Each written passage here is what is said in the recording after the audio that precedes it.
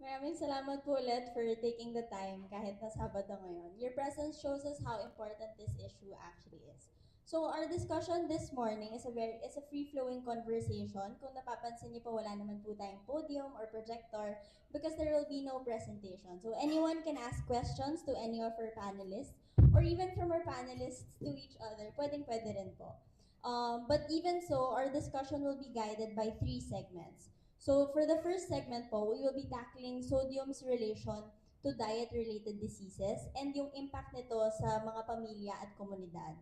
So it's great to see na nandito rin ang nurses natin from DPCB, di ba? As well as physicians from various medical associations para we can have a good grasp of the situation on the ground. So ang second segment naman po natin, pag-uusapan natin yung financial burden na dulot ng NCDs.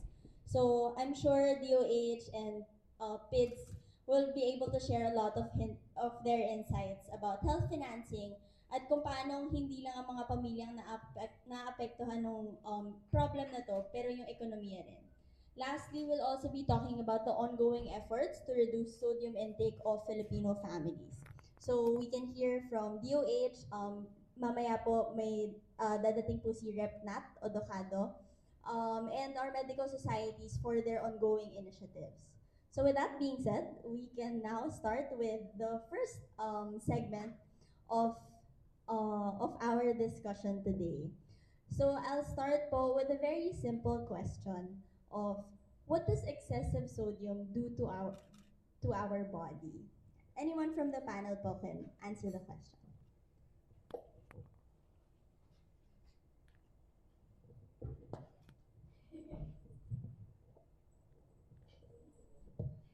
So, from PSN ulit, no? So, excessive sodium na sa WHO report, excessive yun sa Philippines. Actually, not just sa Philippines, sa buong mundo. So, may global reduction din dahil pag ang sodium associated siya sa increase in hypertension and in turn, maraming branches pa yan. Pwede siyang magka-cardiac disease. Iba pa, may mga cancers related to it. CKD. So, yun yung sa amin, chronic kidney disease na nag-lead sa dialysis. And in turn, may financial burden. So, hindi lang siya sa individual or sa family, pero sa bansa din natin.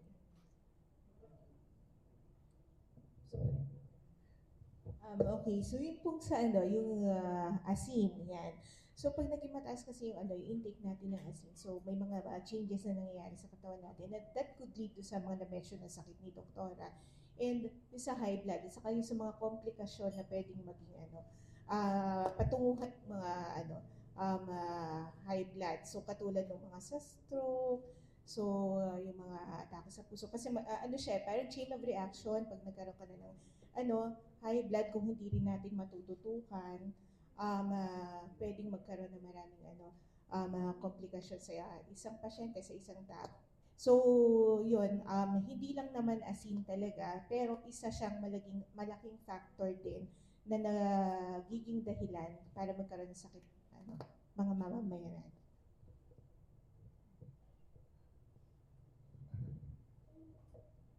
Ay, sorry. Zooming out lang po. So, di ba, we're talking about sodium. But in terms of yung whole NCD picture, di ba, we have modifiable and non-modifiable risk factors. So, doon papasok yung sodium sa modifiable kasi yung diet yung pinag-uusapan. As opposed to yung non-modifiable na genetics, family history, di naman natin mababago kung sino yung nanay-tatay natin, di ba?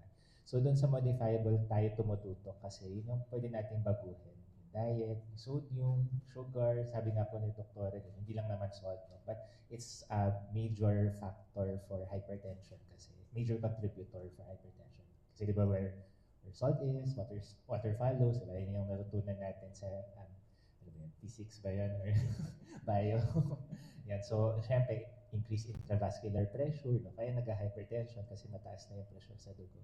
So, yun nga, tama yung sabi ni Doktora, early on, gusto natin ma-prevent na kasi kung di ba nag-cause na ng increased blood pressure yung sodium, if persistent yung blood pressure, doon na papasok yung mga complications. And ayaw natin yun kasi it's related to the topic next, di ba? Yung mga financial burden na. Kaya nga, gusto natin prevention talaga. Kasi mas magastos pag hindi na natutukan.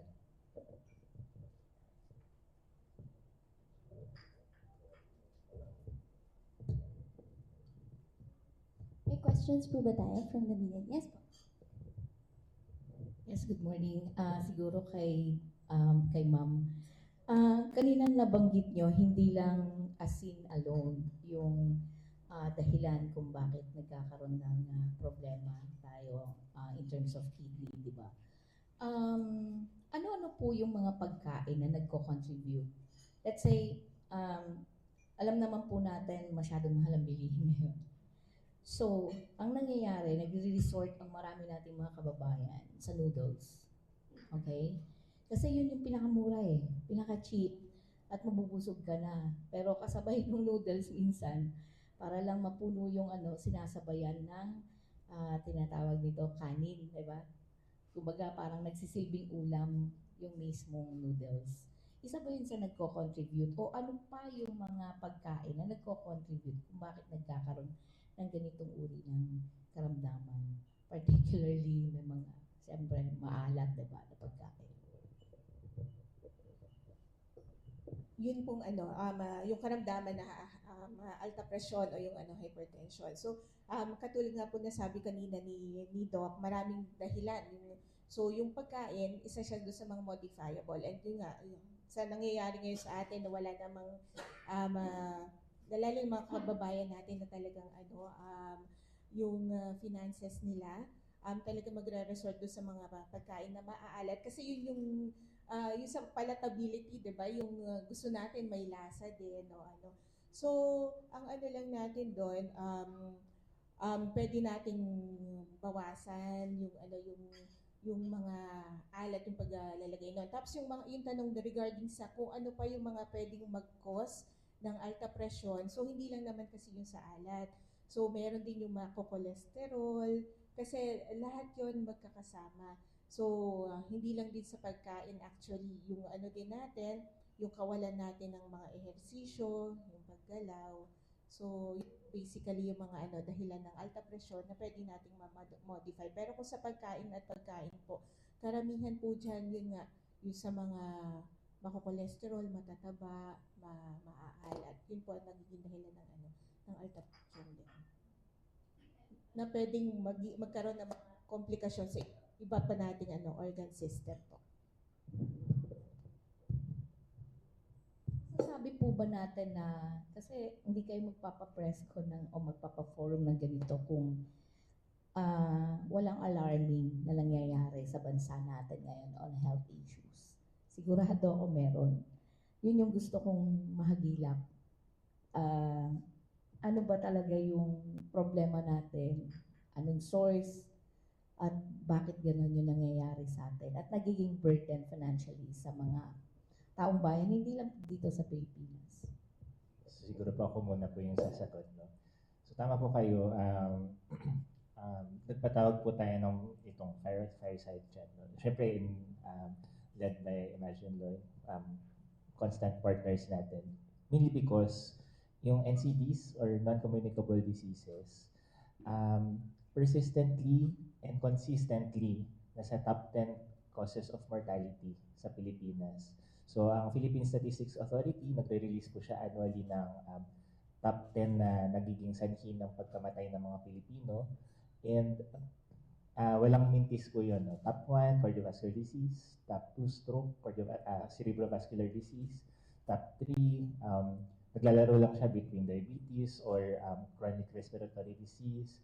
Kumahabol na nga rin po ang chronic kidney disease. No? So, yung mga, ibig sabihin ng NCDs, mga hindi nakakahawa. No? And we are hindi parang blessing in disguise siya na nababalik ulit sa spotlight ang NCDs after the pandemic. No? Because alam po natin na during 2020, 2021, 2022, medyo nawala po yung mga serbisyo na especially for NCDs, no? Kasi natutok po lahat sa COVID, sa infectious, no? Sa pangabakuna, no? And for the longest time din, hindi masyadong natututukan ng programa dahil mas nabibigyan ng priority ang family planning, maternal health, no, yung immunization, no. So ngayon na medyo na kasi talagang hindi siya nababago eh for the past 5, 10 years, ganun siya. So ano yung nangyayari? Saan tayo nagkukulang, no? Meron naman tayong programa. So kaya gusto nating i-emphasize na hindi talaga kaya ng health sector alone, no? So, kaya ito yung convening natin, no? It's not just the medical experts, the health sector, kasi food, di ba, yung alat, is parang may contribution ang ibang sector, no? Department of Agriculture, Department of Trade and Industry, no? Yung mga tinitinda sa groceries, no? So yung mga regulations, no? So kaya nga may representative din tayo from si congressman, no, na pupunta later, no? Kasi kahit sabihin namin from the health sector na pababain natin yung mga kaso nitong NCDs na to, kung hindi nakikita ng ibang sektor yung importansya nito at yung kontribusyon na pwede nilang maibigay para mapababa yung mga kaso ng naatake sa puso, naatake sa utak, no? Hindi talaga siya bababa sa top 10 causes of mortality. So yun yung gusto po namin na iparating na urgent siya for the longest time kasi kumbaga pag narinig mo yung kunwari kapitbahay mo na ay may hypertension ka, oo, kasi yung kapitbahay ko rin, yung nanay ko nga may hypertension. Parang hindi siya masyadong um, nag, nag parang ano ba yun? Nagke-create ng action sa pasyente, no? As opposed to, kunwari, ay may malaria ka, may COVID ka, di ba? So, parang may alarming na effect sa publiko. So, yun po. Kaya po tayo nandito kasi we want all stakeholders, all sectors to work together para po target po natin itong problema natin on NCDs. Yan po.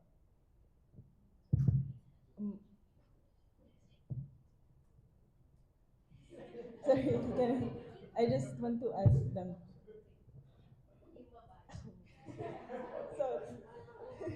Sorry. Sige po. I just want to add lang po kay Doc Sean kasi when we talk about burden of disease, we don't just talk about mortality, morbidity. So you mentioned already, ma'am, yung sa burden on financial. So that puts dialysis on spotlight, I think, because for 2024 and 2025, yung expenses for PhilHealth is increased from 28 billion to 50, almost 50 na for 2025. So it's good that we have PhilHealth coverage, and that's even may PhilHealth coverage din tayo for all kinds of dialysis and transplant. So at least may safeguard yung patient when it comes to that. But imagine putting those resources to prevention, like assault reduction, early screening for CKD or NCDs, hypertension, diabetes, which are the primary causes for CKD. So ayun po, in the long run, hindi siya nagiging sustainable when you put all your resources dun sa treatment or maintenance lang. And thank you po. Just to answer your question, no? Like, and to, as an addendum na rin kay Sir from DOH, no? Actually, lahat naman ng bansa tumataas yung non-communicable disease. Eh. Like, even Singapore or even OECD countries or in the US or European countries. I think the challenge in this country is the high level of premature mortality because of non-communicable disease. No? So when we did a study at PIDS, tayo yung pinakamataas yung premature death due to NCD. Ano pong ibig sabihin ng premature death? Ibig sabihin, maaga namamatay yung mga Pilipinong may non-communicable disease. No? An example, I think mga 56%, if I'm not mistaken, 52 to 56%, no? ang non-communicable death, ay non-communicable, 56% of NCD death are considered premature. No? So, for example, in Singapore, you would see less than, if I'm not mistaken, like 40%. So, masyado talagang mataas yung premature death due to non-communicable disease. No? And to answer your second question, bakit mataas yung non-communicable diseases in this country? May tinitignan ko yung datos, no? Bakit mataas yung NCD? At yung mga rason, yung mga risk factor na tinatawag. Number 1, high blood pressure. 2 is mataas yung sugar. 3 is kidney dysfunction. So a lot of this is really related to metabolic conditions or metabolic risk factor. And if I'm not mistaken, tayo yung salt intake, diba? Mataas yung salt intake natin in this country. And I also want to as an addendum to our friends from the UH, and I think for the longest time, the onus in addressing non-communicable diseases, particularly hypertension and CKD, is always with PhilHealth. Right now, PhilHealth accounts, dialysis now accounts for 20%, if I'm not mistaken, of their total reimbursements. No? Imagine that 20% for a single condition. If you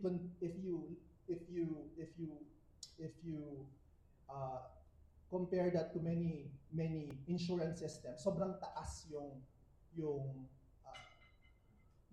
binabayad natin sa dialysis. It's because late stage na eh. When you're doing dialysis, it's already late stage kidney disease, right? So the onus from a political narrative, and it's always been, expanding dialysis. Yun yung sagot natin eh. So maraming nagkaka-CKD sa Pilipinas, pero ang laging sagot natin ay dialysis. Itaas yung rates to, ngayon from 2,500 naging 4,000, naging 6,000. So the onus of public health intervention in this country in addressing non-communicable diseases has always been PhilHealth. But I think the question now is, ano yung response ng I'm sorry to say this, to DOH, because hindi naman function yun ng PhilHealth eh. Yung public health programs like strengthening, salt reduction sa households, and other preventive services are not really PhilHealth, how do I say, turf.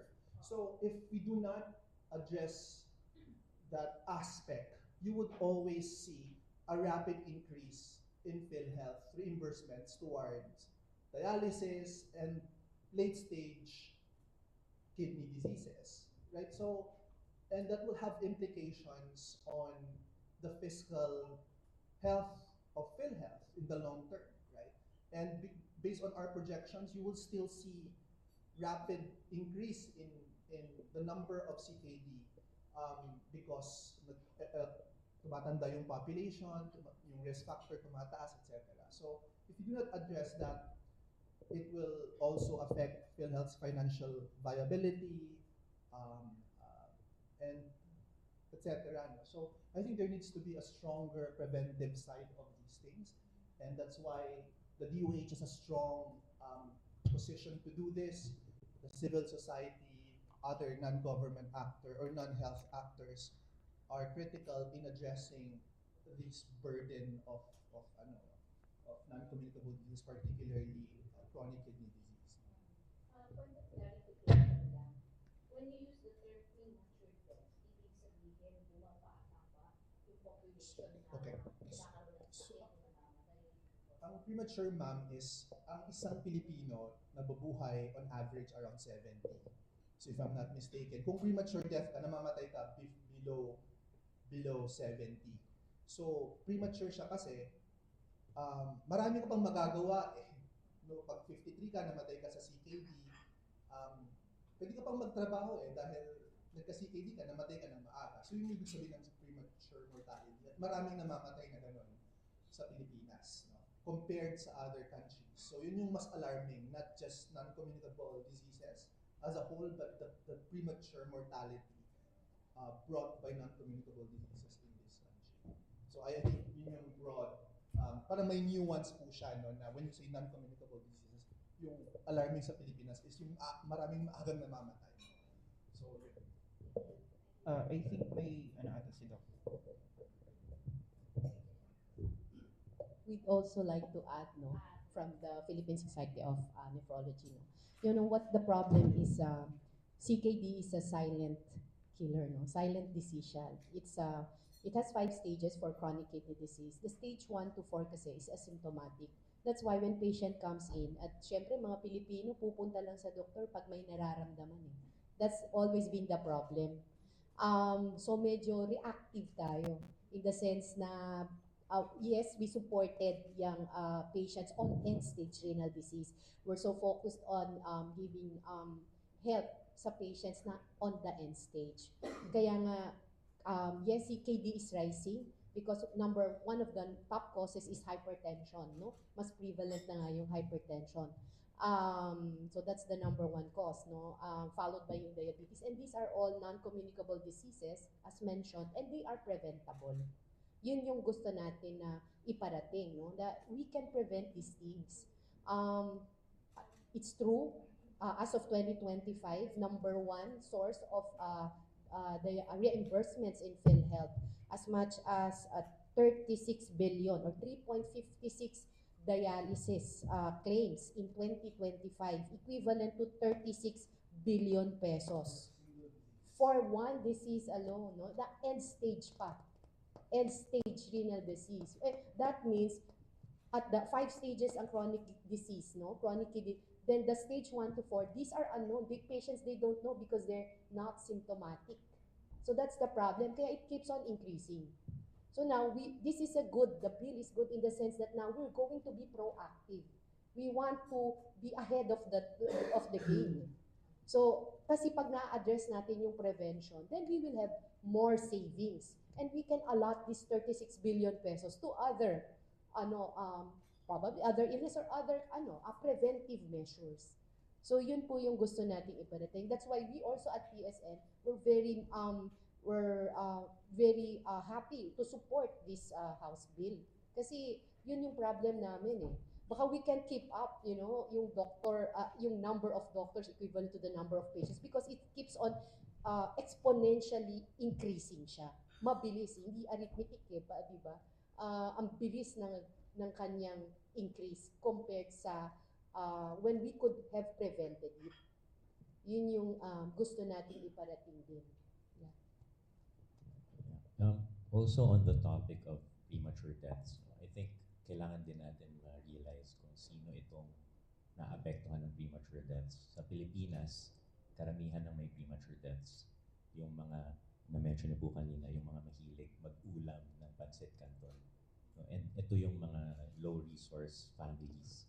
No? Kaya napaka-importante na ito. Naalala ko nung sinabi niyo po na ulam as pancit canton as ulam, nung may time po na naging doktor ako sa isang isla. So isla, maraming mga fisherman. No? So iniisip ko noon, pag tinatanong ko sila, merong uncontrolled hypertension pumapasok sa clinic, tinatanong ko sila, anong diet nyo? Ano pong kinakain nyo? Thinking na it would be mostly fish. Yung for us doctors, the healthiest kind of meat.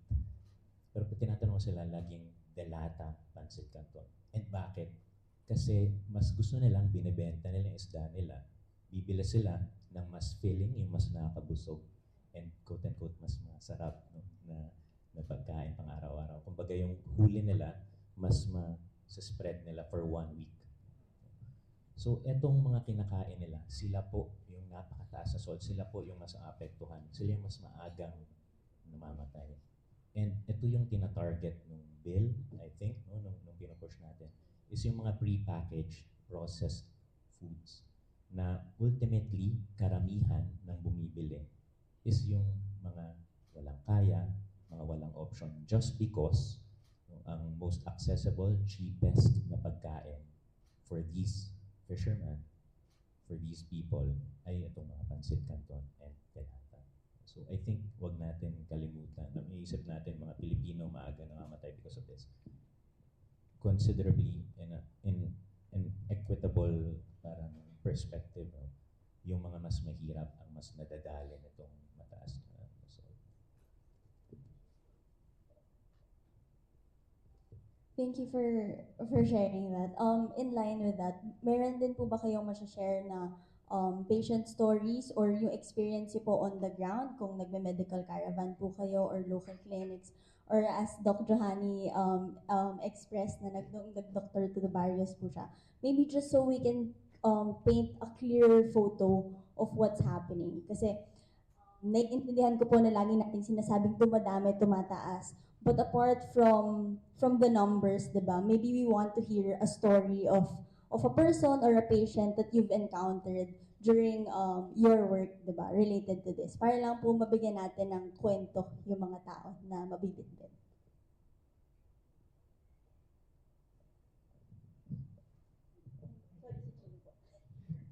Yan. So, ako po nagtatrabaho po kasi ako sa isang LG hospital. So, sa isang hospital na nagsiserve po doon sa mga sinasabi nating yung mga resources ay hindi ganun kalaki para ma-provide yung mga pangangailangan nila. So, ang isa po nakikita ko sa mga nagiging pasyente natin na nagkakaroon ng mga ganitong uri na sakit, may kulang din po sila sa sa education. So, kailangan talaga natin i-emphasize this sa kanila kung ano ba talaga yung mga kanilang kailangan gawin. So, kasama na rin dito yun nga, kung anong mga kailangan nilang kainin, anong mga kailangan nilang iwasan, ano yung mga pwede nilang gawin para hindi mag-proceed doon. So, malaking talaga tulong, yung kung magbibigay tayo ng mga preventive measures, educate natin itong mga pasyente natin to. And yun, siguro, ang isa ring sa mga kanila, yun dahil din sa kakapusan, hindi rin sila kaagad nakakapagkonsulta. So, kahit pa sabihin natin na meron tayong ilan-ilan na nakikita sa sa ground na mga kumukonsulta na may mga ganitong sakit, hindi pa rin natin nare-reach talaga yung karamihan ng mga pasyente natin. So, siguro, maliban din doon sa mga nakikita natin sa ospital, yung tinatanong nga kung paano yung practices natin, siguro kailangan din natin dalhin to sa community.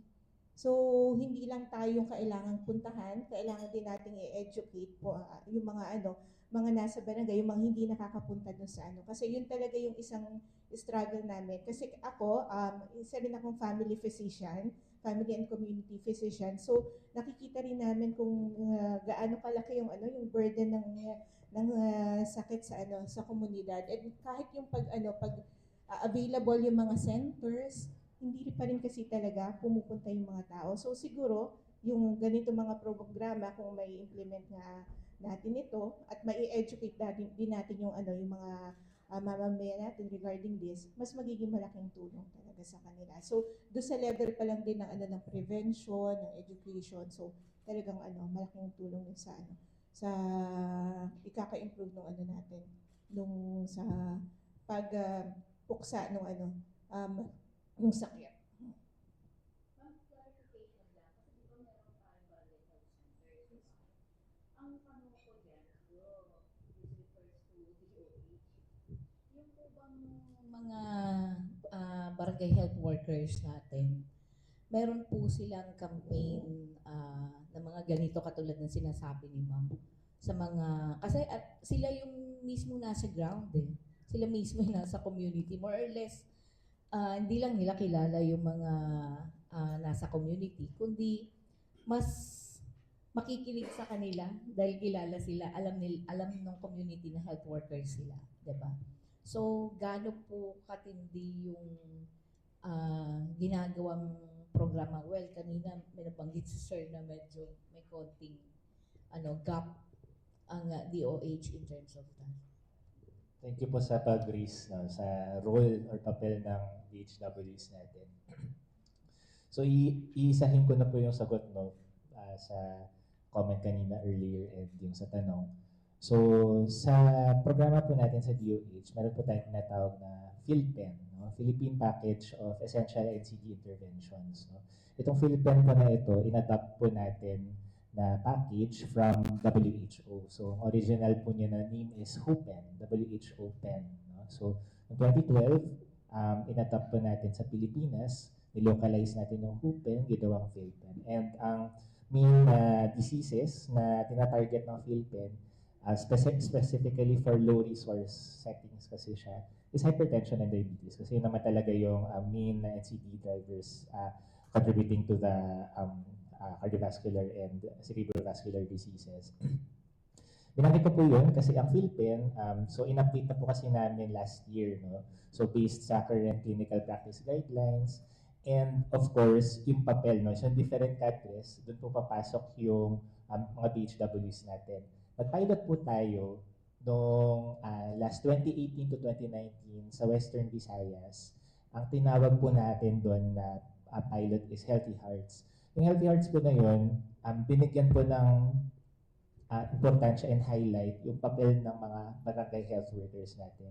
Kasi majority ng mga kailangang trabahuin in terms of pag-search ng mga pasyente, pag-follow up, pagre-remind, at saka of course yung mga health education o yung mga simple na mga lifestyle modification ay actually can be done by BHWs, no? So nakita po doon sa pilot natin, yung tinatawag po nilang technical term doon, task shifting, no? Ibig sabihin, yung simpleng pagkuha ng BP, syempre kailangan tama, no?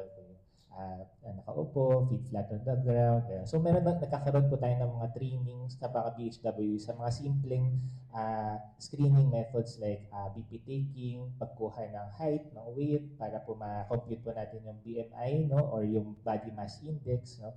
Kasi po sa PhilPen, sinastratify po natin yung risk ng mga pasyente, no? Kung low risk siya na magkaroon ng cardiovascular event for the next 10 years, or high risk, moderate risk. Nakadepende kasi sa risk ng pasyente kung ano po yung magiging management, no? Kung i-refer na po ba siya sa health center, sa RHU, kung sisimulan na, kailangan na bang i-request ng mga laboratorio, no? So, kasi nga, focused on low resource, no? So we want to streamline our resources dun sa mga kailangan talaga ng laboratorio, ng medisina, no? So doon sa BHWs na papel, nakita natin na talagang na-distribute, no, yung load ng mga health workers natin. Kasi hindi naman ito makakaila, lalo na po sa mga nagtatrabaho sa LGU na sobrang dami po talaga ng mga pasyente pumapasok sa mga health center. So sa isang araw, umaabot ng 400 to 500 patients, no? So yung mga simpleng procedure na yon na very life-saving, no? Kasi yung simpleng pagkuha ng BP ay nagagawa ng maayos ng mga BHWs, no? So ito yung example, no, ng papel ng BHW. At sa ngayon, ngayong 2026 to 2028, yung PhilPen po na yun, naging framework or anchor po natin ay i-roll out na po natin nationwide. No? So yung na-pilot po natin na Healthy Heart sa Western Visayas, nag-expand po siya to Region 2, Cagayan Valley. Sana nakita natin, sobrang tumataas yung improvement ng health outcomes. No? Kasi yung tinitingnan talaga natin, yung control ng BP. Kasi kung kahit naman magbigay tayo ng gamot, magbigay tayo ng lifestyle advice, kung hindi naman na, yun kasi yung indicator natin, makikita natin kung effective yung intervention na binibigay natin. So tinitingnan natin yung control. And nakita natin, tumataas as high as 70% yung BP control nung in-implement yung buong package na yan, no? From PhilHealth to monitoring, yung buong cascade from screening, diagnosis, nadadiagnose lahat ng mga may hypertension, tapos nabibigyan ng gamot. And out of those na nabigyan ng gamot, gusto natin makontrol yung BP nila. And it showed promising results. So, kaya yung model na ginawa po natin, we will roll out nationally. Ang branding na po ngayon from Healthy Hearts, magiging protection para sa alta presyon. No? So yun po yung parang nationwide initiative na in support po sa gusto rin po ng ating current Secretary of Health, si Secretary Bosa, na tugunan through the 8 priority health outcomes. Kasi binigyan po niya ng importansya ang hypertension kasama ng diabetes as one of his priority agenda, no, sa Department of Health. So from PhilPen to Healthy Hearts to protection para sa alta presyon, gumagawa rin po kami na isang framework for a multi-sectoral action plan. No? Kasi sinabi ko nga po kanina, kahit po ibuhos namin lahat ng efforts namin sa health sector, kung hindi po gagalaw yung ibang sector, minimal lang po yung mag-achieve natin ng mga gains. No? That's why we want to engage the other sectors as well. And kasama po ito sa multisectorality ng initiative na yun. No? So yung pag-address ng yung salt intake, no, yung physical activity, o kunwari sa physical activity, paano naman mag-physical activity yung mga Pilipino kung masasagasaan sila ng motor sa highway, di ba? So, yan, yung mga road safety, no? So, all of these, we look into para improve yung outcomes natin, no? So, going back doon sa BHWs, malaking papel nila, no? Dahil yun yung sinunod namin na model doon sa Western Visayas. Yung talagang tinrain namin yung mga BHWs, in-empower natin sila para po makakontribute sila sa health outcomes ng komunidad. Sige. I would say na na-discuss na po natin yung first and yung second part together. Kasi I think inevitable po talaga na lumabas yung financial burden nung problema talaga kasi napakalaki talaga niya both for the government and for the individual families, diba? I'd like to bring back the topic naman po to our food environment. So, ang masasabi ko po kasi, very weird or very strange na kung tutuusin agricultural environment, agricultural country tayo dapat, di ba? And yet, ang kinakain ng karaniwang Pilipino kadalasan, noodles, prepackaged food, ganyan. Maybe I'd like to ask some insights from Jel, a registered nutritionist dietitian. Alam ko marami kang experience on yung intersection nitong food environment at ng mga kinakain ng mga Pilipino eh. So maybe you can talk a bit more about that. Thank you. Tsaka baka Jel can also introduce herself since Surely. Yeah, so good morning everyone. I'm Jeline Corpus, formerly from Imagine Love, but I'm a registered nutritionist dietitian by profession. Now I'm with a different organization. Yeah, definitely the Filipinos, agriculture country tayo. Kung tutuusin, we have a lot of resources sa ating pagtatanim. Mayaman din tayo sa karagatan, so yung fish. But yung food environment natin ngayon is really changing. This is because of the nutrition transition, where the multinational companies, yung mga food industries are coming in. And dahil dito, nagbabago yung food environment natin. Because laganap yung mga prepackaged food. That's why madami yung consumption or mataas yung consumption ng mga, yung nabanggit kanina ng mga noodles, canned goods, because mas kaya siyang bilhin dahil kumbaga mas affordable siya. So with that changing the nutrition landscape or the food environment landscape in the country, I think this is really a high time that we have policies to protect our Filipino people, particularly those who are vulnerable. Kasi if we don't have policy that will regulate or that will make the food environment o yung mga pagkain na mas karaniwang kinukonsume ng mga Filipino, mahihirapan tayo, and yung magiging food environment natin is something that will increase the risk of the Filipino people to develop non-communicable diseases such as hypertension and chronic kidney diseases. And I think it's already mentioned a while ago na ang taas na ng burden, ang daming mga Pilipino na nagkakaroon ng ganitong klaseng sakit at pabata ng pabata. And these are also affecting yung expenses, not only sa national government but also yung sa family. Parang one step away lang ang mga Pilipino to poverty because of these non-communicable diseases. So I would like to go back doon sa food environment natin na even we are agriculture country, because there are a lot of food industry that are producing this prepackaged food, dumadami talaga yung consumption, and these are also affordable. That's why this is really a time that we support yung mga policies that will create healthy food environment. Kumbaga, gagawin natin yung mga food na available sa ating market na healthier, hindi na kailangang mag-isip ng mga Pilipino na ito yung bibilhin ko kasi titingnan mo yung label. But automatically, because of certain policies, ang bibilhin na ng mga Pilipino dahil yun yung available are the healthier food options.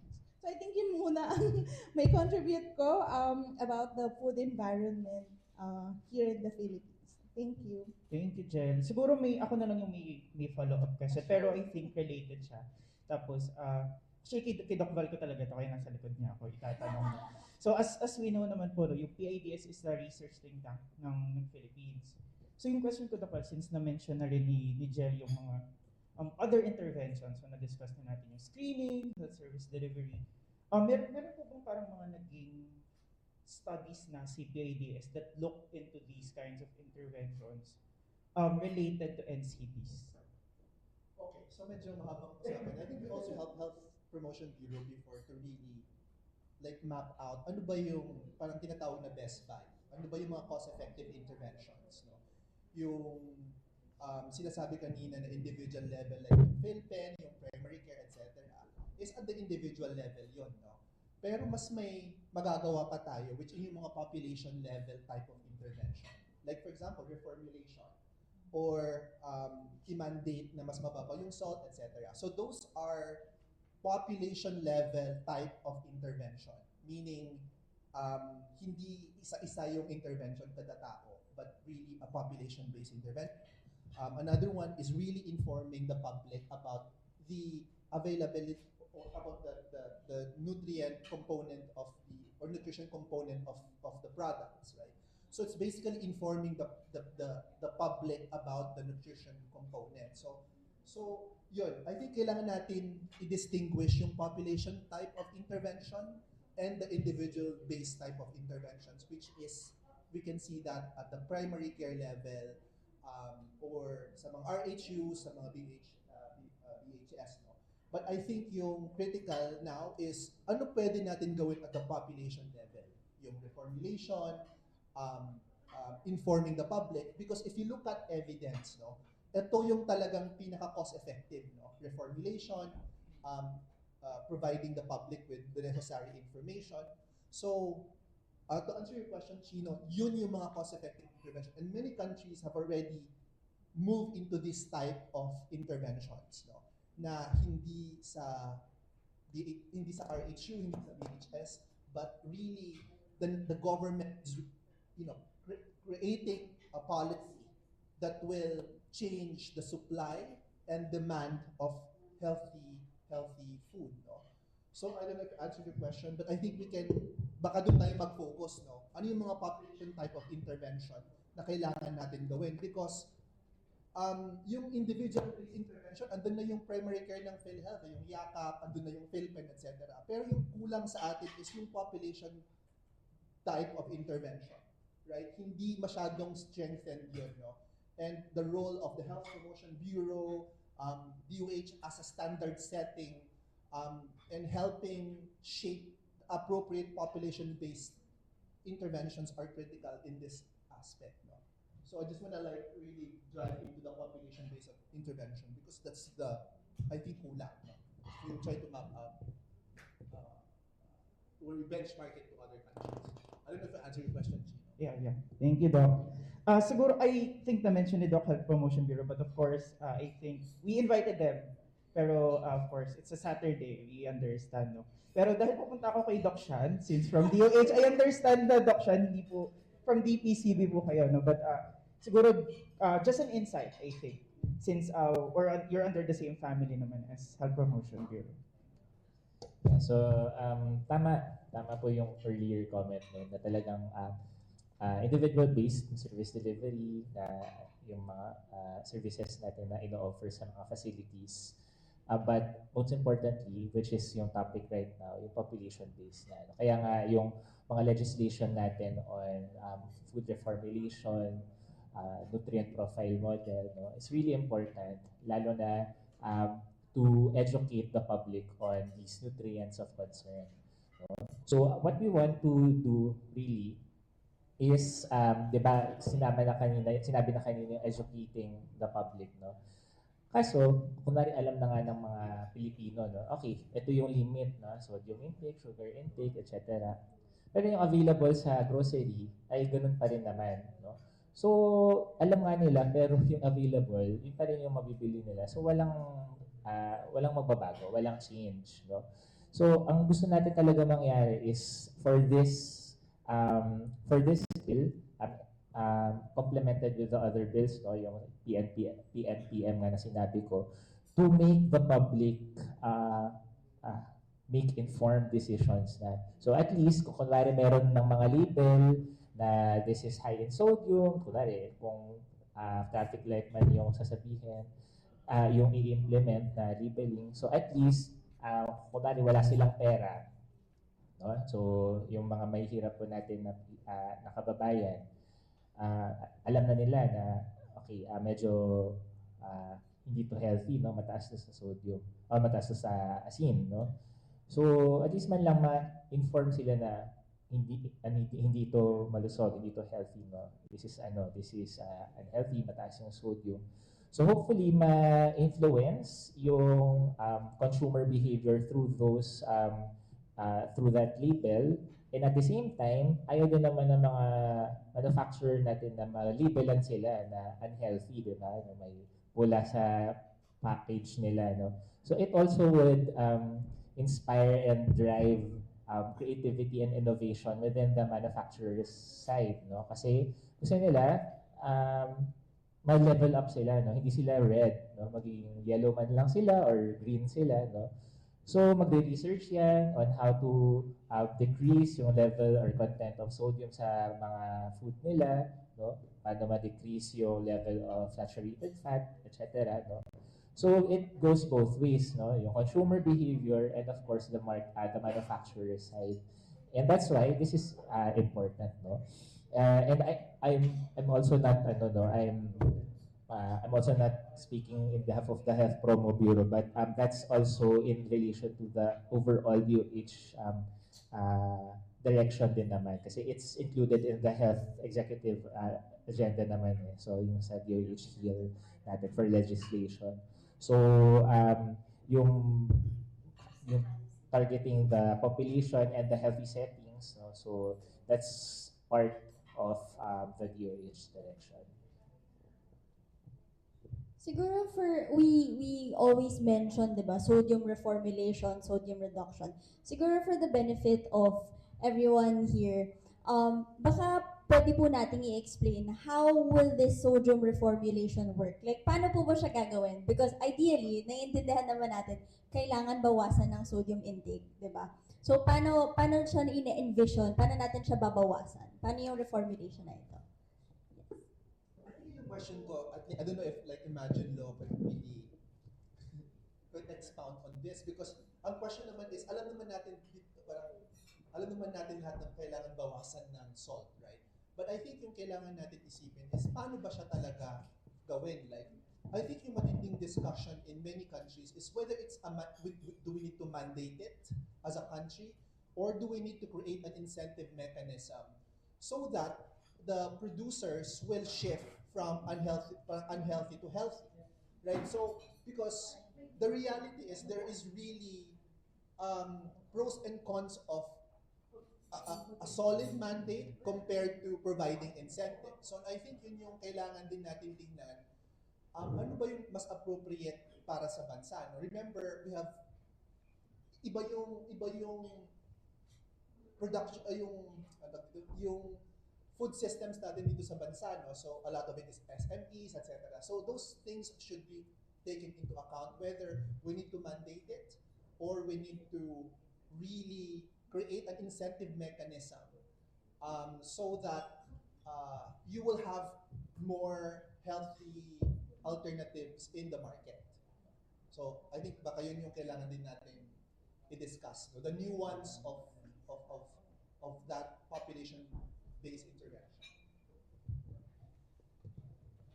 Sige, ayan.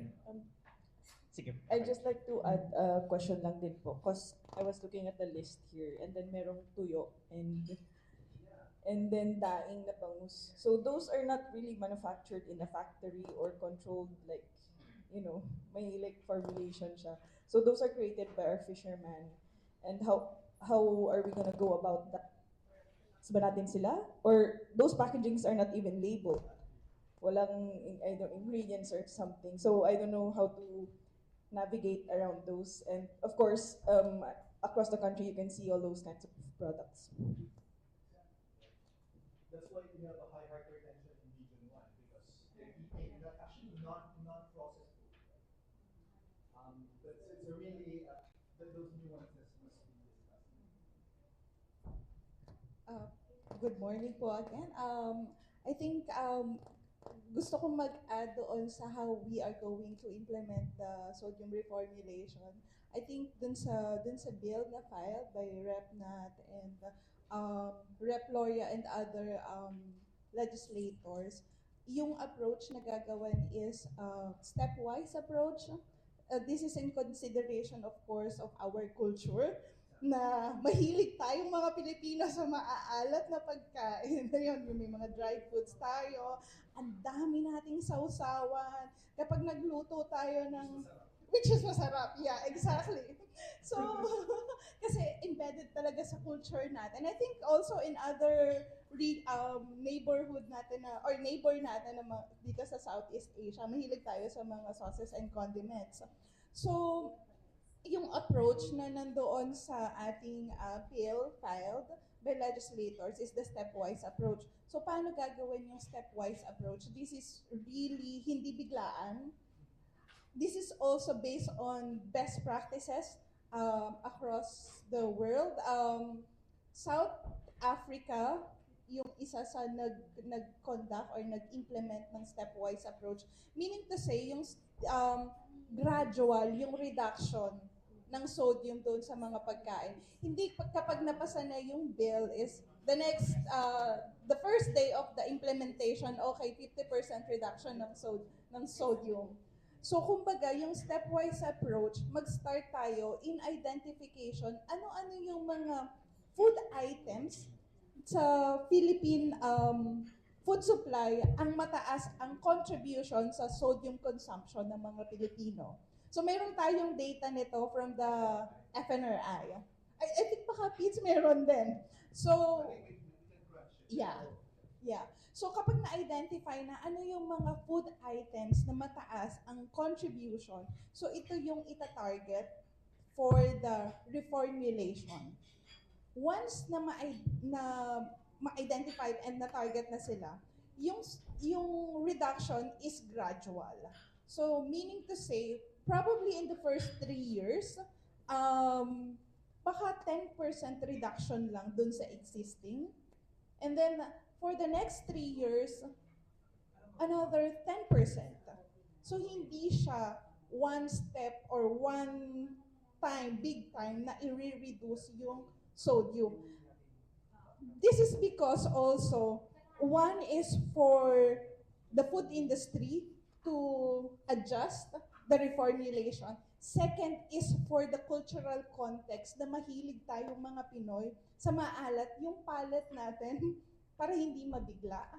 Makapag-adjust yung mga Pilipino doon sa mas konting sodium content ng mga food items. So these are just the few bakit ganito yung bakit stepwise approach yung gagawin sa sodium reformulation.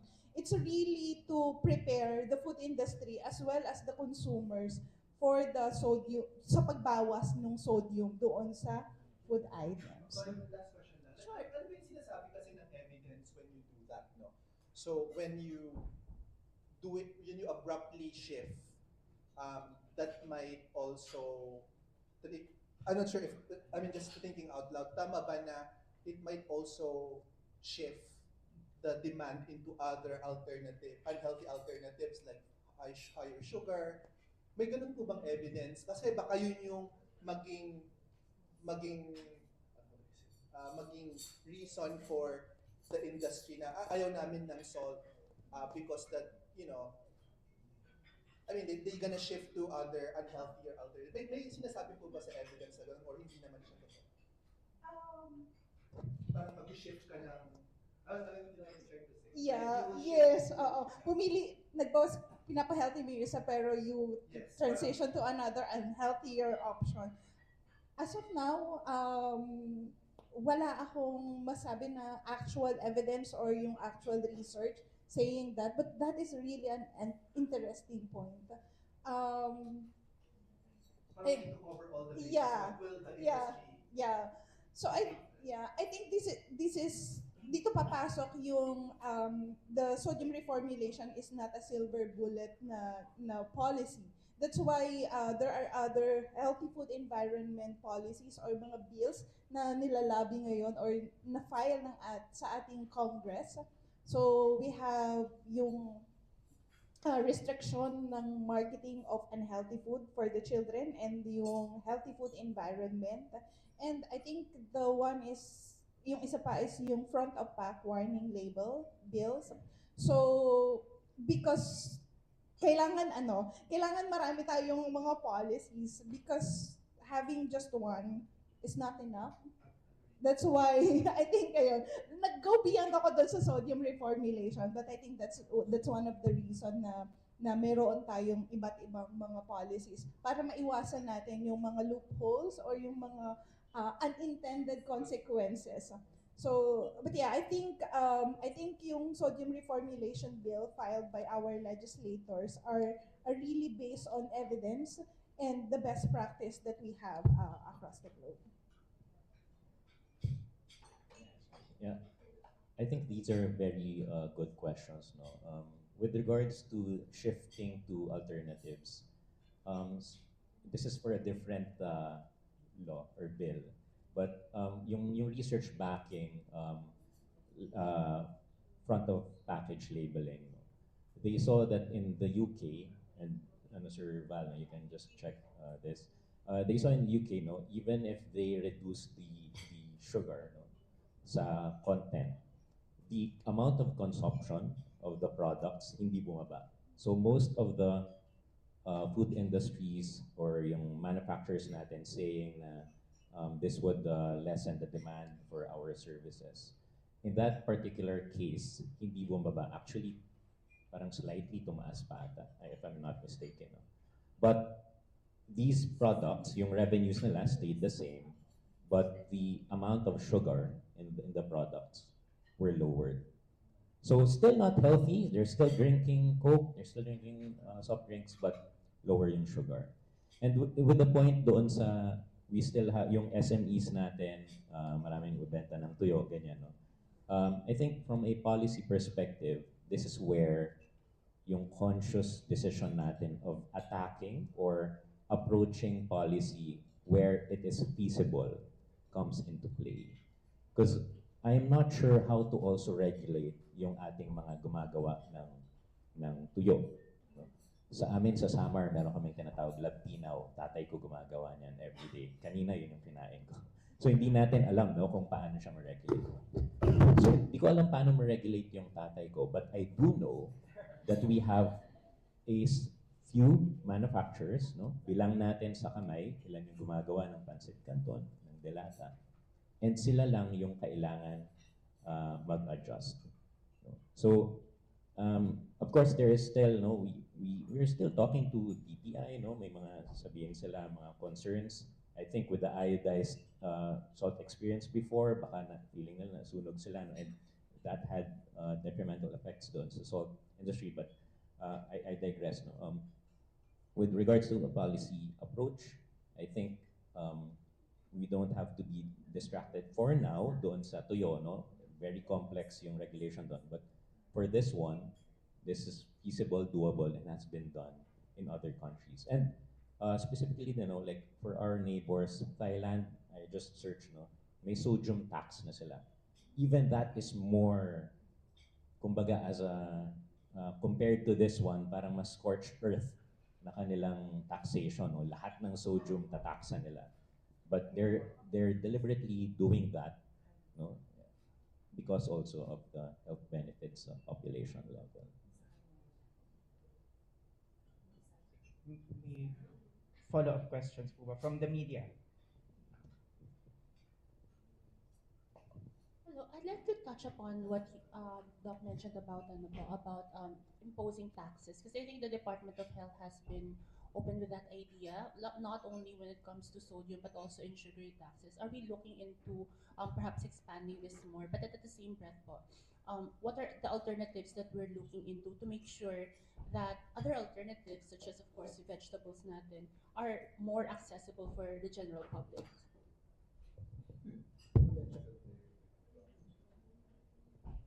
Sorry, I did not catch. Is that For the directed po to Department of Health, DOH? yes. Sorry.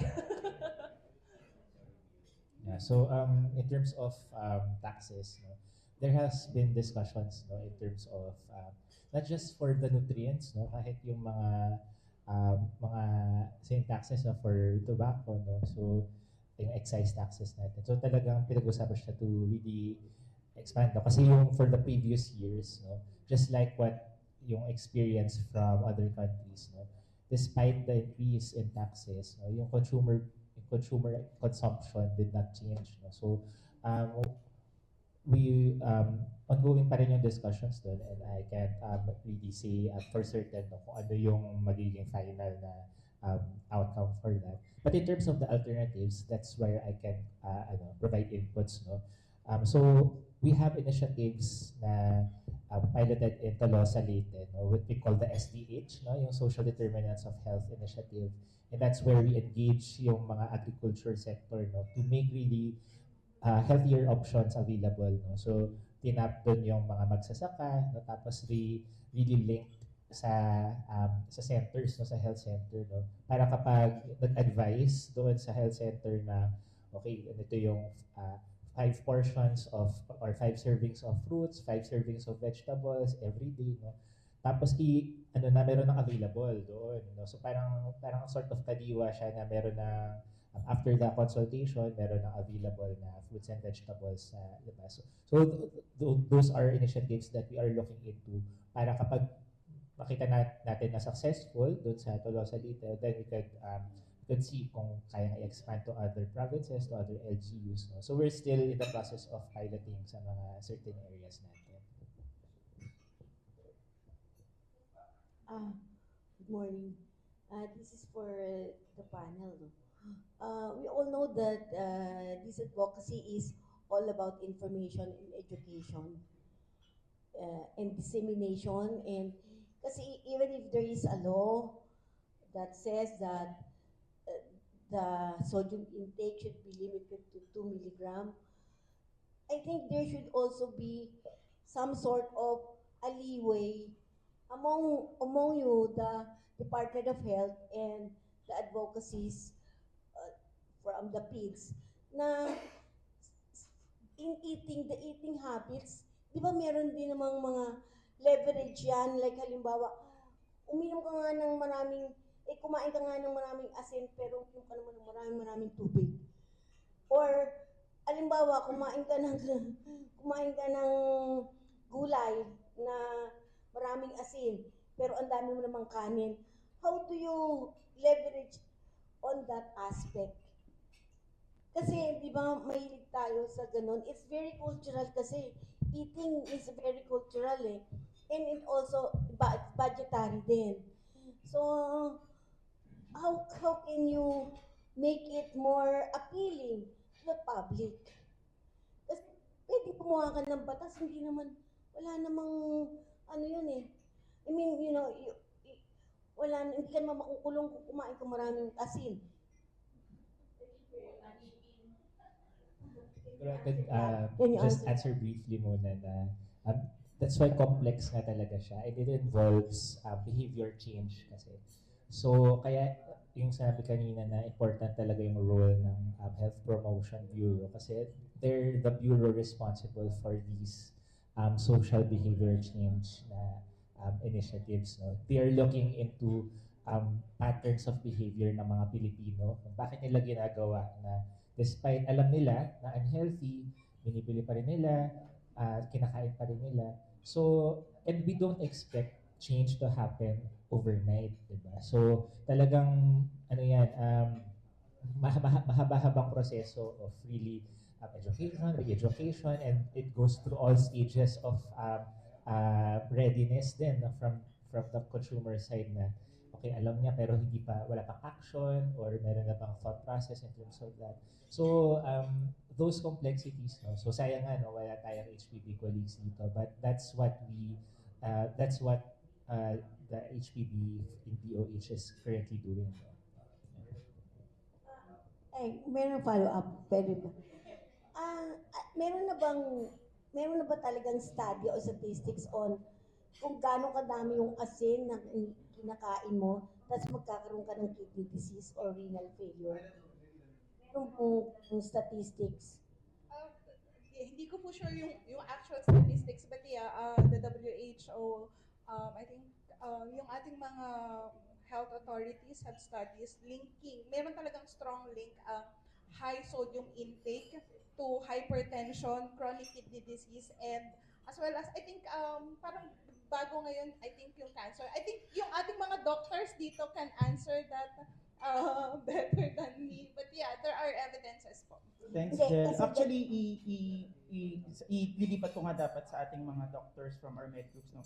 From your experience po, from the therapeutic, side, kapag may pasyente na pong lumapit or nagpunta sa clinic, ano po ba yung mga usual na nire-report nila once you interview them? For example, dietary, or patient history rather. May mga parang specific po ba kayong napapansin na related to sodium intake, food intake na kapag ka itong pasyente na let's say may late stage kidney disease na, ito talaga yung mga madalas po ninyo makikita sa kanilang history. So, ako galing akong Pangasinan. Ang tahanan ng bagoong. so, yun nga, no, ang mga pasyente, usually kasi hindi tayo aware, like tayo in the table, alam ba natin kung gaano karaming salt ang sinuserve sa atin ngayon. So, even us, medyo mahirap din siya. So, yung sa WHO po, ang recommendation, so the whole world na siya, no, yung data na yun, less than 2 grams sodium per day. So, depende pa yun sa kung anong form po siya kinokonsume. So, kapag iodized salt, medyo mas, siya, 1 teaspoon or a little less than a teaspoon. Ganun lang siya per day. So, ang sinasabi ko po sa patients ko lagi, ang salt intake naman or yung panlasa natin, nag-a-adjust yan. So, kaya maganda din yung stepwise approach kasi kapag nga po, ayan, nakita natin ang reaction ng isang case A, ganyan, ang reaction ng pasyente pag hinaianan mo ng from 100% salt to 50% salt. Yan. Pero pag gradual po natin, ang usual na sinasabi ko lang sa patients ko, sige, pwede naman po, kasi minsan naman babalik sa akin, sobrang baba ng salt. So, ang mangyayari, sasabihin ko, pwede naman hindi nyo muna palitan yung timpla nyo, kasi ang problem din, yung family. Kung may pasyente ka, tapos yung family nila, kailangan magluto ng dalawang set ng meals, or kakain din sila ng matabang. So, sasabihin ko na lang, wag mo na lang munang magsawsawan. So, wag na lang muna magtoyo, wag na muna magpatis. Okay, so, doon ko muna sila ini-negotiate. So, ganun po. Saka, I would like to mention din nga na gaya ng sinabi ko kanina na may mga disease conditions po, may mga patients, ako actually ganun, na kailangan din ng sodium. So, baliktad, no? May mga, although maliit na portion lang naman to ng patients, pero in terms of taxing, parang baka naman sila yung apektahan. Saka, syempre sa hospitals, may mga gamot po kaming sodium bicarbonate. Part yun ng treatment for chronic kidney disease, so baka maapektahan din.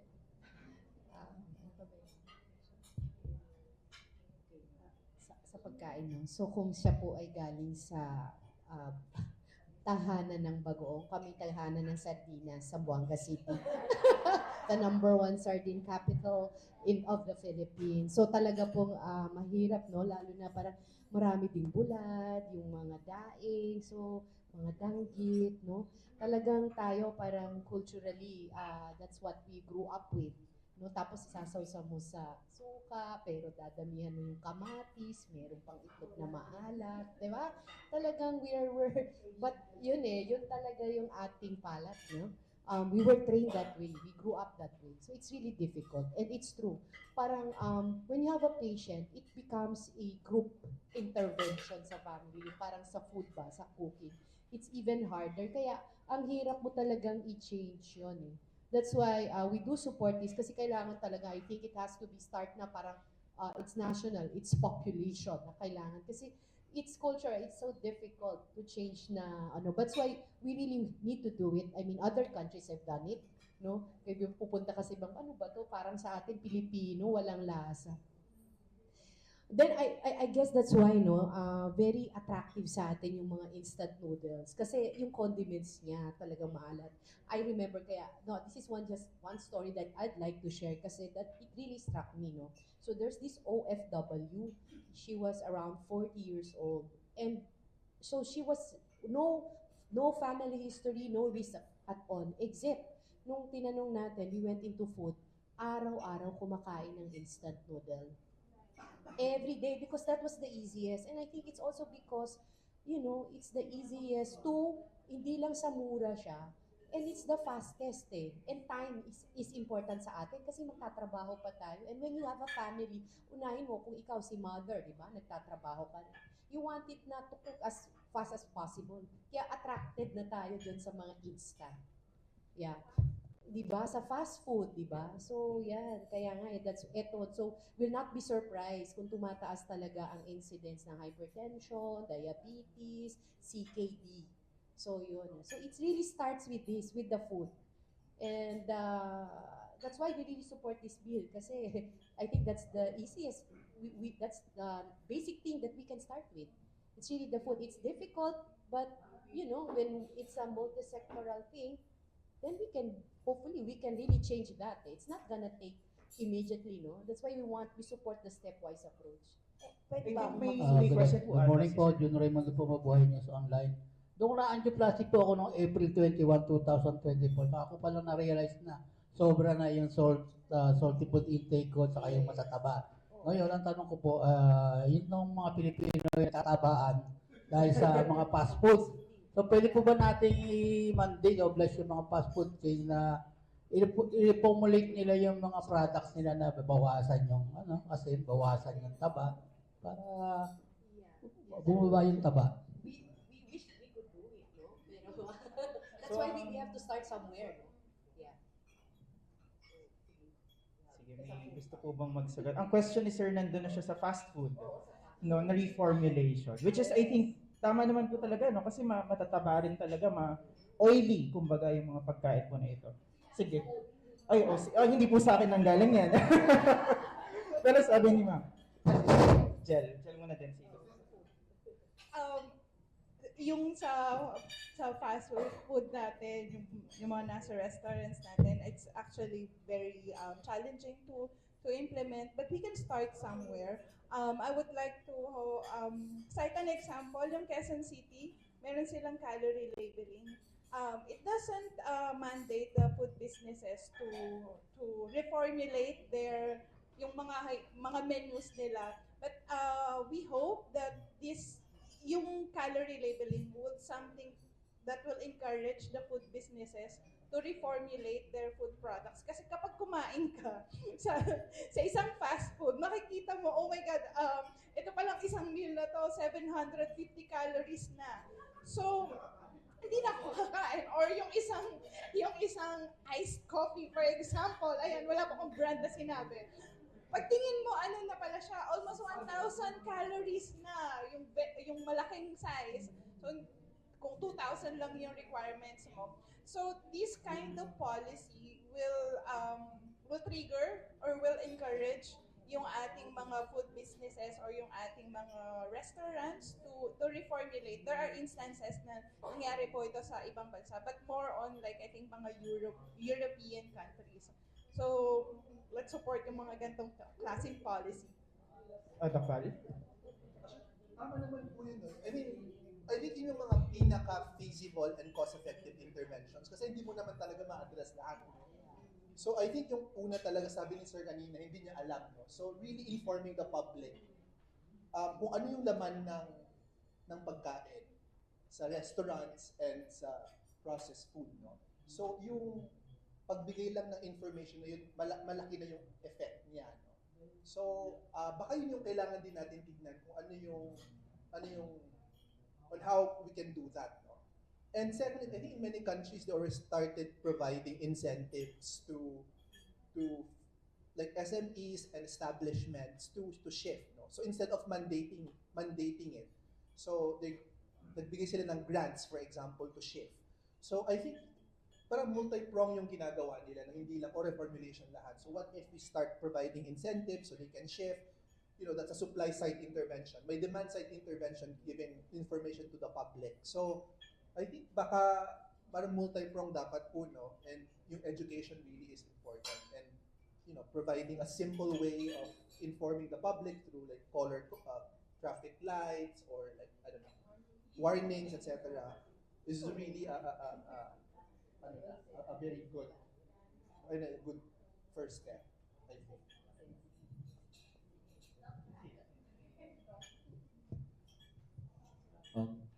With regards to education, I agree with everyone. No? Super important yung educating the population. But I think with yung kagandahan ng bill na to is regardless of whether you are educated or not educated about the risks of high salt, you will benefit from the bill. And I think yun yung kagandahan dito. And with regards to yung incentives, I think it's possible na just knowing, no, just knowing how much salt you're getting from one brand of, let's say, Pancit Canton versus another, meron kagad demand side changes, no, ng ano yung mas pipiliin mo just because it's healthy, and it's happening in different in different countries as well. So yun po, no, and ang gusto ko lang actually, kaya lang din ako nag-raise ng hand kasi lagi pong napag-uusapan yung population level approaches. Ang nakakatuwa dito sa public health, sa population level interventions, hindi po kasi pare-parehas lahat ng tao.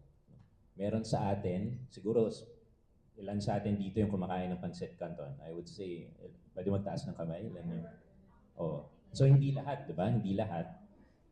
Definitely, iba-iba din po yung dami ng Pancit Canton na kinakain natin araw-araw. So, ang sinasabi ko lang po, meron po talagang mga taong makukulit. Kahit anong sabi ng doktor, hindi magbabago. Gusto niya eh. Bakit natin babaguhin? So, yung mga ganun, hindi natin mababago. Meron naman ding super healthy, nagbabasa lagi ng nutrition facts, instantly they would benefit. Pero yung mga gusto natin talaga mahuli, kaya natin sinasabing population level, is yung majority makikinabang ba? Kasi merong minority na hindi makikinabang. Yes, totoo yun. Pero hindi ibig sabihin na titigil na tayo to aim, no, to benefit the majority. So etong sodium reformulation, hindi niya masasagot lahat ng problema natin. But it would definitely address a big part of the high sodium consumption problem. Gusto kong mag-add dun sa sinabi ni Doc. Really, the sodium reformulation, it's about making the environment healthier para yung burden hindi na rin nasa consumer. Automatic yung bibilhin niya kung hindi talaga mapigilan na kumain ng Pancit Canton or ng prepackaged food, automatic yung bibilhin na is lesser yung sodium once we implement or once we have this policy. So it's making the food environment healthier and not putting the burden on the consumers.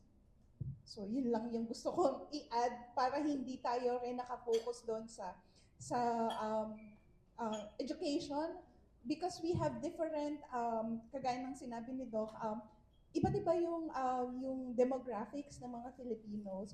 So let's not put the burden to them. Let's create a healthier food environment para easier na sa mga Pilipino. Pwede bang i-mandate na lang na murahan yung vegetables? Kasi I go to the market. Grabing mahal ng vegetables. Yung dating 5 piso, ngayon 20-25 pesos. So, ang mga tao, kahit gusto nilang maglagay ng maraming vegetables sa pagkain nila, nagtitipid, konti na lang. Dati 2 bungkus ng kangkong, ngayon 1 bungkus na lang. Kasi dati 5 piso lang, ngayon 25 na. Wala bang magagawa ang gobyerno or pamura ang vegetables? Kasi if we eat more vegetables, parang tingin ko that will be an alternative to sa lasa eh. Mas masarap na yung lasa ng pagkain natin kahit konti lang yung asin.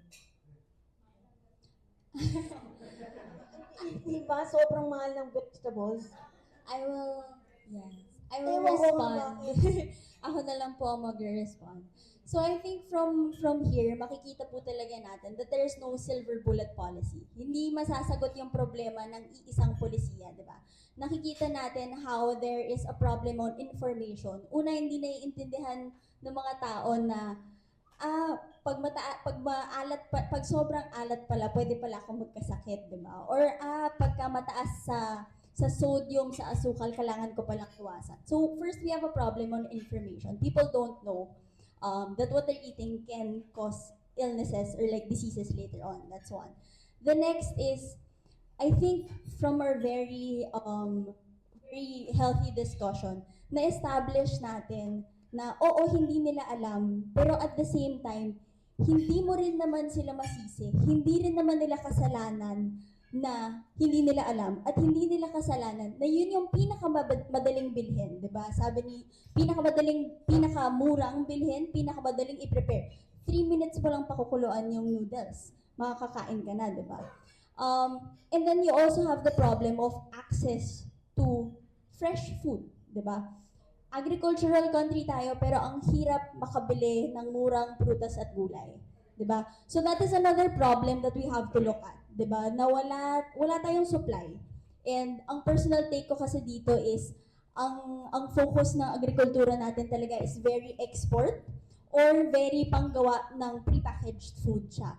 So dahil hindi natin priority pakainin tayo, hindi siya nagiging mura para sa atin, 'di ba? Kasi kumbaga walang demand on that side. Hindi dinademand ng mga tao na bumili ng gulay at prutas kasi mas mura at mas madali yung prepackaged. That's one.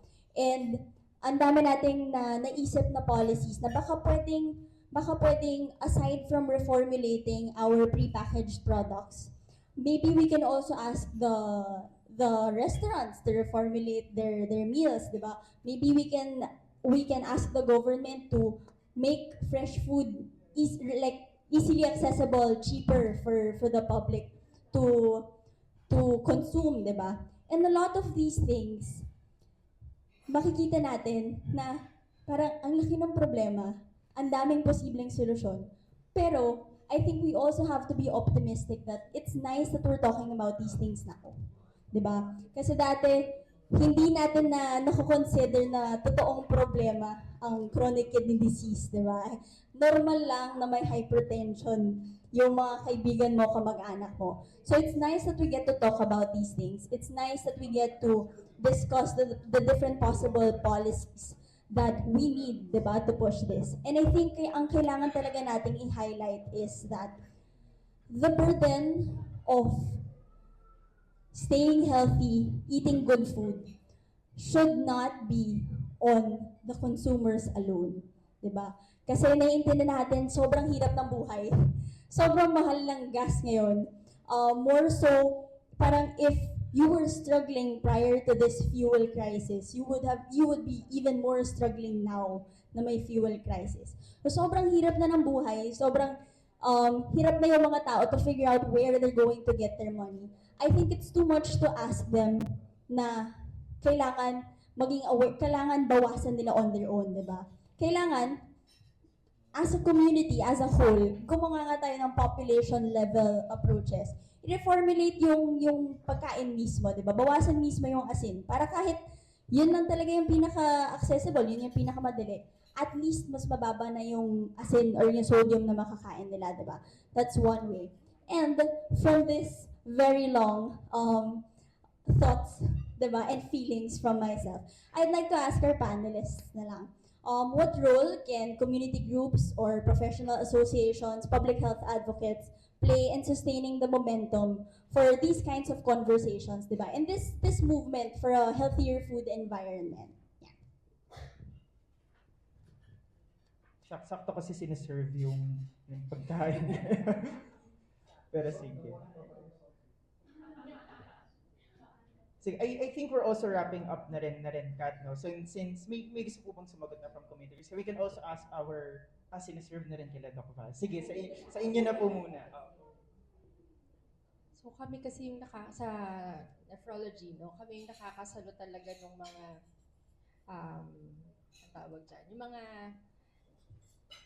pasyente na matagal nang may high blood, matagal nang may diabetes, na ayaw sumunod before, na ayaw, hindi naniniwala, na ayaw maggamot. Nagkakaroon kasi sila talaga ng kidney disease, tapos sa amin sila mapupunta.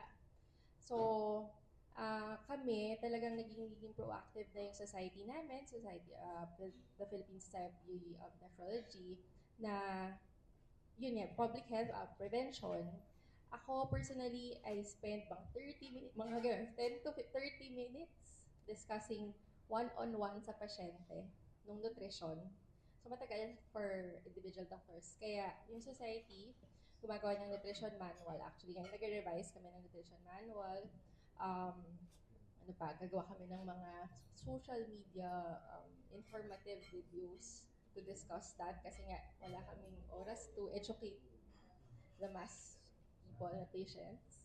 Kapag ginagawa natin daw.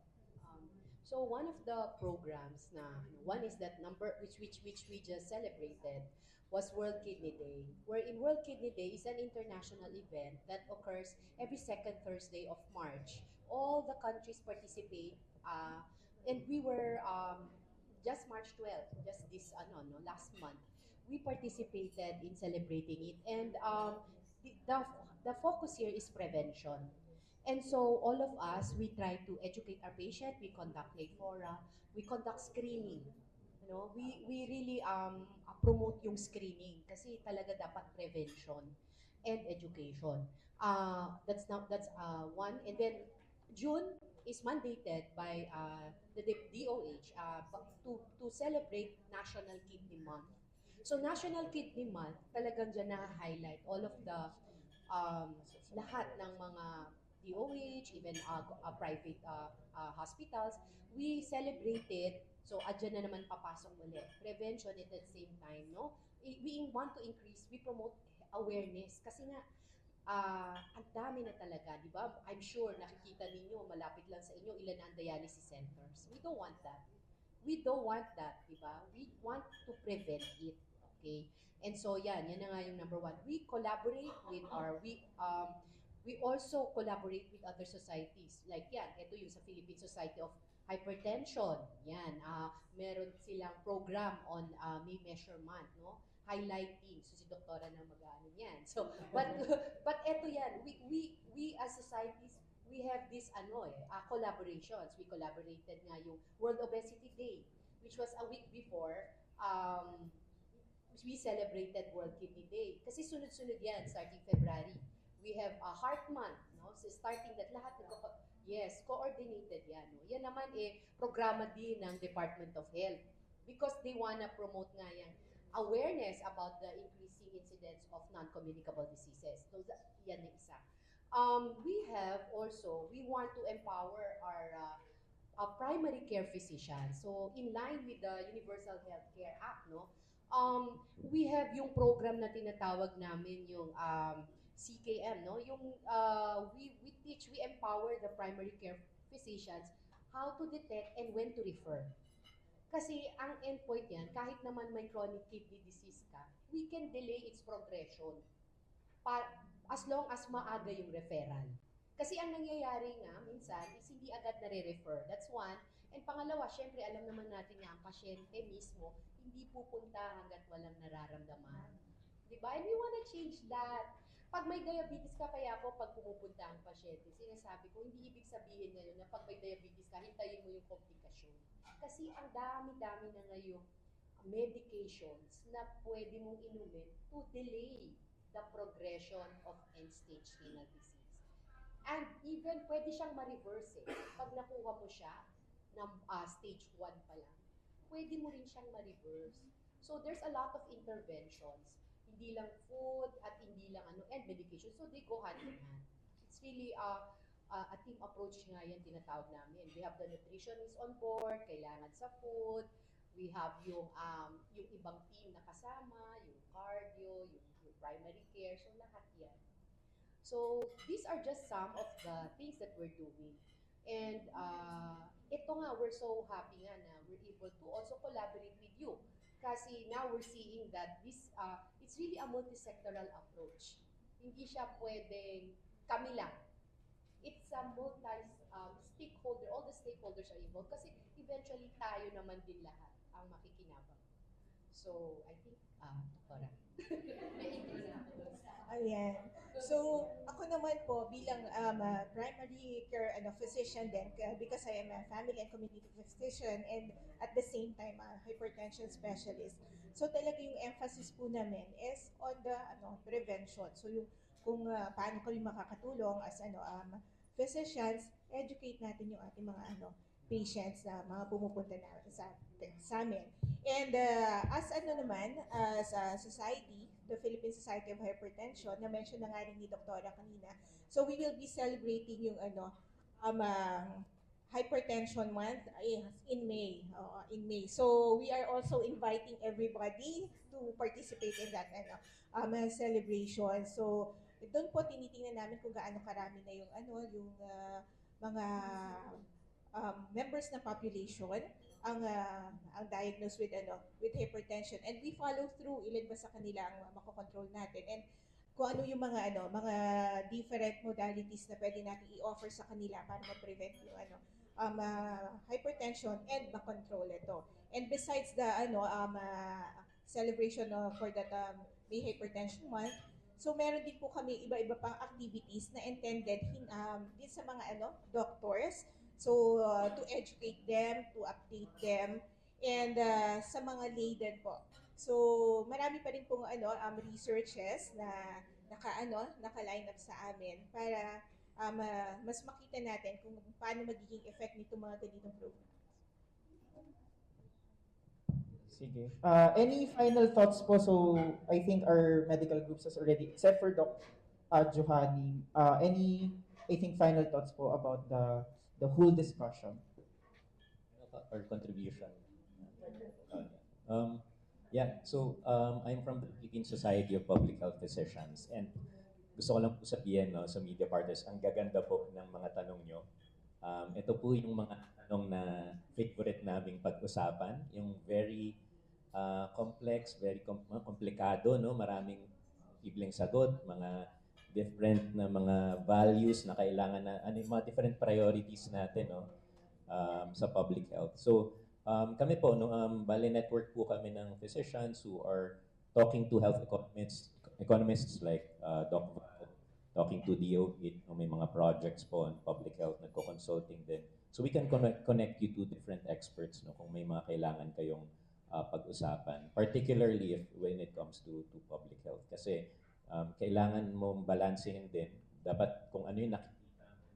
Parang since public health physicians, most of our members then may experience in working in low-resource communities, mga doctors, various mga municipal health officers. At the same time, itong mga doktor na to, sila din yung nakikipag-usap doon sa mga experts in public health. So parang taga-produce kami ng mga tanong kasi kami din, napakarami din namin tanong, bakit ganito, bakit ganyan. And at the same time, parang nakakasagot din kami dun sa mga katanungan na yun. So, gusto namin tuloy-tuloy yung mga ganitong discussion. I think it just shows na merong interest and marami pang kailangan pag-usapan with regards to public health, especially with regards to population level interventions. So, tuloy-tuloy lang po natin yung mga ganitong kwentuhan. Nandito lang naman po kami kung may kailangan kayong resource or kailangan ng matinding discussion. Ito po yung mga gusto namin ginagawa. Hindi po kami nauubusan ng laway pag ganito yung usapan. Pero ayun po, sige po. Yun lang po from PSPH.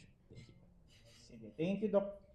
Thank you, Doc. I think, Doc Val, any final insights before ihuli ko po ang DOA? Wala naman siguro I want to emphasize lang the importance also of research dito, no. So research will help us identify ano po ba yung cost-effective intervention that will be feasible to implement by the national government. It's also important to strengthen yung monitoring and evaluation of key policies. No? So I think at PIDS we've been trying to do work on NCDs and nutrition. Currently, we're also helping PhilHealth to really rethink the benefit side of the social health insurance. I'm part of the Technical Advisory Council. And one of the discussions na narinig namin doon is talagang mataas yung dialysis. No? So that's why I came here na we need to really strengthen the preventive side of the health system. Kasi nakikita na talaga yung effect niya sa financials ng PhilHealth. So it's important for us to really strengthen that. No? That's why reformulation and supply side intervention is really critical as partner, no, ng strengthening social health insurance and also programs of the Department of Health. No? And I think I just want to echo din na naisip ko lang na there are obviously the issue of reformulation and a lot of supply side interventions are feasible only for certain commodities like processed food, etc. But there are important areas sa government programs that we could attack. No? For example, feeding programs. Ang laki ng budget na ina-allocate natin sa feeding programs. And I'm also part of the Education Commission research team. And how can we also influence local governments and implementers of these feeding programs to institutionalize healthier alternatives, including salt, no? Because of, di ba, bata yung target niya. If you want to start educating young Filipinos, how can we influence those big ticket programs of the government? Hindi man natin ma-influence yung mga bagoong makers, etc. kasi mahirap siya. But we can actually control that, no? Yung mga government feeding programs. So how can we shape that? So I think gusto ko lang i-echo yun, baka makalimutan ko kasi ang laki din na budget na nilalagay natin doon and we can actually influence that area. So yun. So thank you. Thank you, Doc Val. And I think last na po from the Department of Health. So from the Department of Health side, we are really grateful for this opportunity to convene different stakeholders kasi this is a microcosm of what we have emphasized early on, no? Yung importance of different sectors. No? Although we're not yet complete here dito sa table, but as mentioned, medyo mahaba-haba pa yung process of this initiative on sodium reformulation, but we need to start something, right? And this is a good start, no, yung conversations, and of course, hopefully magkaroon ng follow-through na activities para ma-materialize. And we're truly grateful na each representative here sitting on this table has their own initiatives. That's why we want really to align, and yung strategic framework that we have in the Department of Health really guides all our stakeholders kung saan tayo patungo. No? So pare-parehas lang naman tayo ng goal, no? To make Filipinos healthier. No? So yun lang, we need to just align ourselves para hindi rin duplicative yung efforts natin pagdating sa community. So kasi syempre minsan may tendency na may initiative sa ganitong region, sa ganitong region. So, at least man lang, isa yung messaging natin para hindi rin mag-cause ng confusion sa country. So, yun lang. Maraming salamat po.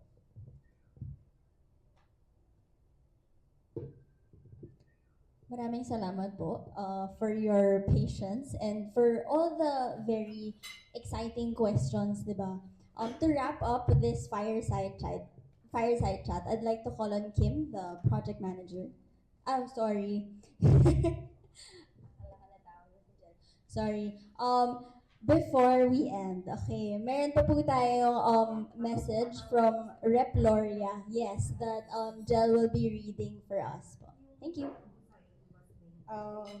Siguro bago ko po basahin, gusto ko lang sabihin na I hope we continue this conversation so that tuloy-tuloy po yung demand or makapag-create tayo ng demand to support such policies to help our Filipinos na mas maging madali ang pagkain ng healthy.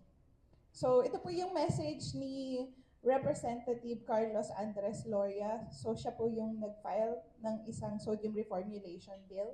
Basahin ko lang po.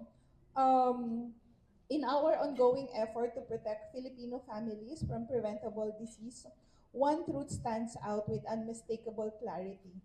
Sodium reformulation is not merely a health intervention. It is a national imperative. Every day, Filipinos unknowingly consume more than twice the safe sodium limit, averaging 4.1 grams per day against the WHO's recommended 2 grams, exposing themselves to heightened risk of hypertension, stroke, kidney disease, and heart failure. These are not distant statistical concerns. They are illnesses that drain family savings, erode quality of life, and impose a severe toll on health system. The financial impact alone is staggering. In the first half of 2025, the government spent 28 billion on dialysis treatments, a direct consequence of chronic disease, one of the many outcomes of excessive sodium intake. Behind each peso spent is a Filipino who suffered too long, a family pushed into financial vulnerability, and a nation forced to allocate scarce resources to cure what could have been prevented. It is for this reason that House Bill number 6334 stands out as a bold yet practical response to a systemic problems. For decades, the responsibility of healthy eating has rested unfairly on individuals, even as prepackaged and processed foods quietly exceed global sodium benchmarks, shaping consumption patterns long before Filipino decides on what to eat. Sodium reformulation changes this paradigm.